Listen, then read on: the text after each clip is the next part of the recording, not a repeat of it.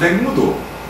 A meu ver, esses casos que estão ocorrendo agora na cidade, em muitos casos, são a expressão nova de uma antiga doença, uma doença com a qual a gente já convive há muito tempo, e que todos já tinham estabelecido qual era o padrão de comportamento da doença. E agora a gente tem uma doença mais leve, em muitos aspectos, com o surgimento de manchas no corpo de forma muito precoce, quando a gente só tinha isso a partir do 6º, 7º dia, agora a partir do 1º, 2º, até o 3º dia a gente já tem o que a gente chama de rastro cutâneo. Então a doença está diferente. E por que isso acontece? Provavelmente por uma mudança no tipo de circulação, no subtipo de vírus que está circulando mais aqui. Provavelmente a gente tem mais de um subtipo circulando, mas o que menos circulou em nosso meio foi o subtipo 4. Então, provavelmente a gente tem uma resposta imune muito diferente do que a gente tinha os outros tipos. E isso se caracteriza por uma doença com manifestações clínicas um pouco diferentes, mas continua sendo dengue. Os pacientes precisam ter atenção e monitorar adequadamente. Em caso de suspeita de dengue, é fundamental manter uma ótima hidratação.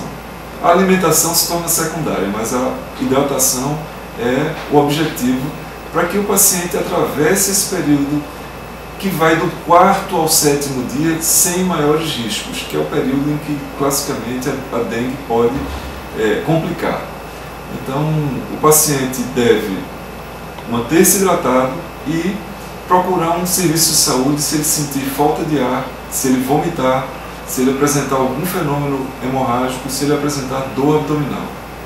Deve tratar a dengue como sempre foi tratada, com cuidado, atenção, porque é uma doença potencialmente grave, e insistir no aspecto da hidratação. Os pacientes que chegarem desidratados devem ser hidratados antes de voltarem para casa, insistir no monitoramento, dar ênfase aos sinais de alerta, sinais de gravidade, e entender que a dengue realmente está diferente do que nós conhecíamos, e que essa diferença,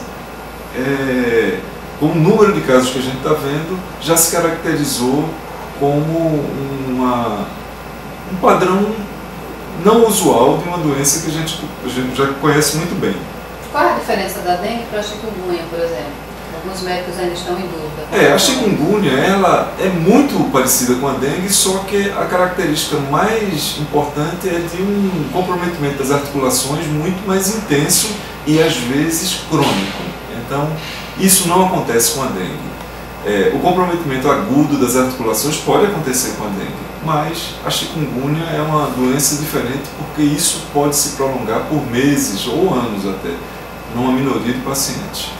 Então, o mais importante é, diante de uma virose que você não tem certeza se é dengue ou não prescreva anti-inflamatórios. Por mais que o paciente esteja com dor, evite a prescrição de anti-inflamatórios, porque isso pode complicar muito o paciente com dengue.